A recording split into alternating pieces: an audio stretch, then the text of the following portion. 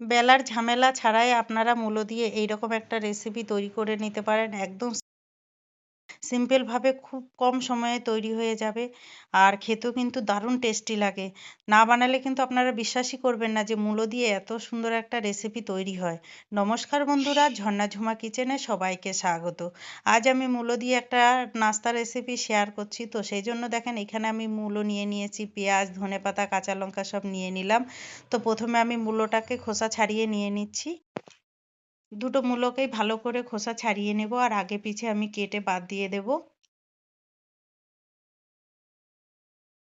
আর এই শীতের সময় এখন প্রচুর পরিমাণে মূলো পাওয়া যাচ্ছে। তো আপনারা কিন্তু মাঝে মাঝে এইরকম ডিনারের জন্য বা সকালবেলা ব্রেকফাস্টের জন্য কিন্তু এইরকম রেসিপি বানিয়ে খেতে পারেন। বাচ্চাদেরও দিলে কিন্তু আনন্দ করে খাবে। ওরা ভাবলে অমলেটের মতো খেতে লাগে, তো ওরা ভাবে অমলেট বানিয়ে দিয়েছে। আপনারা বাচ্চাদেরকে বানিয়ে দিতে পারেন, স্কুলে টিফিনেও দিতে পারেন। খেতে কিন্তু খুবই ভালো লাগে। তো দেখেন আমার মূলোগুলো ভালো করে খোসা ছাড়িয়ে পরিষ্কার করে নিয়ে নিয়েছি। তারপরে এইখানে দেখেন আমি গ্রেট করে নিচ্ছি। এইভাবে গ্রেট করে নিচ্ছি। দেখেন একদম ছোট ছোট করে গ্রেট করে নিয়ে নিয়েছি আমি। আর এগুলো যখন আমি বানাবো না নাস্তাটা, তখন বোঝাই যাবে না যে কি বানালাম। পরোটা বানাতে গেলে আমাদের বেলতে হবে, কিন্তু এইভাবে পরোটাটা বানাচ্ছি। তো আপনারা একবার বানিয়ে ট্রাই করে দেখবেন। তো দেখেন আমার মূলোগুলো গ্রেট করা হয়ে গেছে। তো আমি এইখানে কাঁচা লঙ্কাগুলো ছোট ছোট করে কেটে নিচ্ছি। আপনারা চাইলে কিন্তু কাঁচা লঙ্কা পেস্টও দিতে পারেন।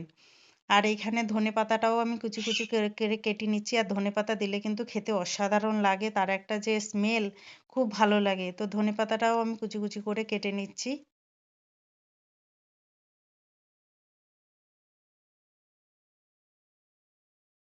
দেখেন কাটা হয়ে গেছে, এখন আমি পেঁয়াজটাও কেটে নেব। তো আমার দেখেন পেঁয়াজও কাটা হয়ে গেছে।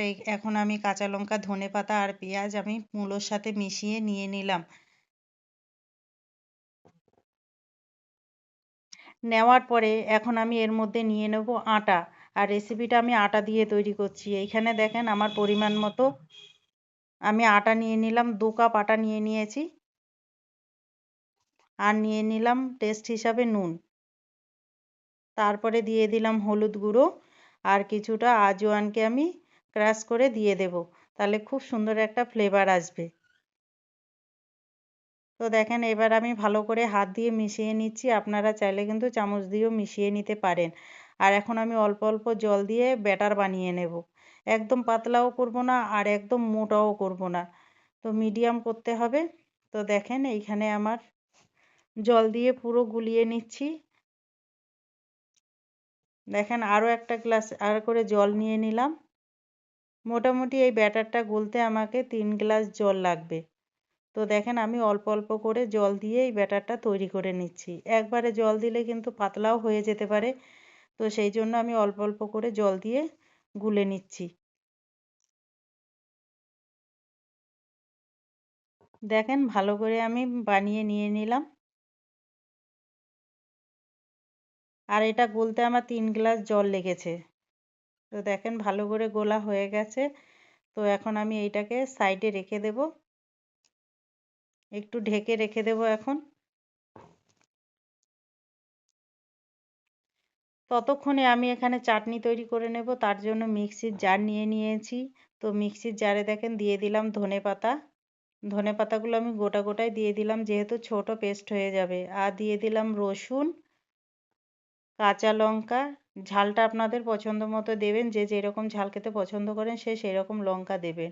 আর এক টুকরো আদা দিয়েছি, খুব সামান্য। আর দিয়ে দিলাম একটা টমেটো।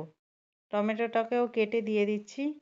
দিয়ে টেস্ট হিসাবে একটুখানি নুন দিয়ে দিলাম। আপনারা চাইলে কিন্তু এখানে লেবুর রসও কিন্তু দিতে পারেন। তো আমি এখন মিক্সিতে পেস্ট করে নেব। তো দেখেন আমার পেস্ট করা হয়ে গেছে, একদম মিহি করে পেস্ট করে নিয়েছি। আর চাটনির কালারটা দেখেন একদম গ্রিন, দেখতে কিন্তু অসাধারণ লাগছে। দেখেন। তো আমি এখন ঢেলে নিয়ে নিচ্ছি বাটিতে।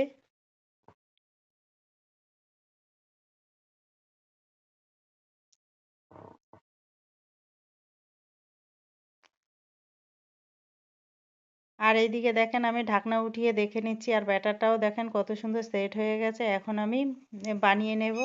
তো এখানে প্যান নিয়েছি, প্যানটাও ভালো করে গরম করে নিয়েছি প্রথমে, তারপরে আমি দিয়ে দিলাম একটু রিফাইন্ড অয়েল।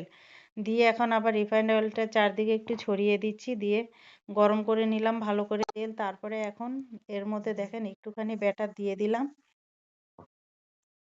দিয়ে তারপরে সামান্য একটু ছড়িয়ে দিচ্ছি, আমি বেশি ছড়াচ্ছি না, আপনারা চাইলে কিন্তু বেশি ছড়িয়ে দিতে পারেন। আমি অল্প ছোট ছোট করে বানাবো, সেই জন্য বেশি ছড়ালাম না, একটু ঢেকে দিয়েছি। ঢাকার পরে এখন একটু পাল্টে দিচ্ছি, দেখেন পাল্টে দিচ্ছি, এক সাইডটা বেশ ভালো করে হয়ে গেছে। এখন এইভাবে উল্টে পাল্টে ভালো করে আমি ভেজে নিয়ে নেব। দোনো সাইড ভালো করে ভেজে নিয়েছি, দেখেন এই সাইডটাও ভালো করে ভাজা হয়ে গেছে। আর কিন্তু গরম গরম খেতে কিন্তু অসাধারণ লাগে, একদম ক্রিস্পি হয়। তো দেখেন আমি ধনেপাতার চাটনির সাথে প্লেটে নিয়ে নিচ্ছি। তো আমার এই রেসিপিটা যদি আপনাদের ভালো লাগে তাহলে আমার চ্যানেলটাকে সাবস্ক্রাইব করবেন, লাইক করবেন, কমেন্ট করবেন আর অবশ্যই শেয়ার করবেন। আর এই যেইভাবে বানিয়েছি এইভাবে বানিয়ে খেয়ে আপনারা কমেন্ট করে জানাবেন। তো ভিডিওটা দেখার জন্য আপনাদের ধন্যবাদ।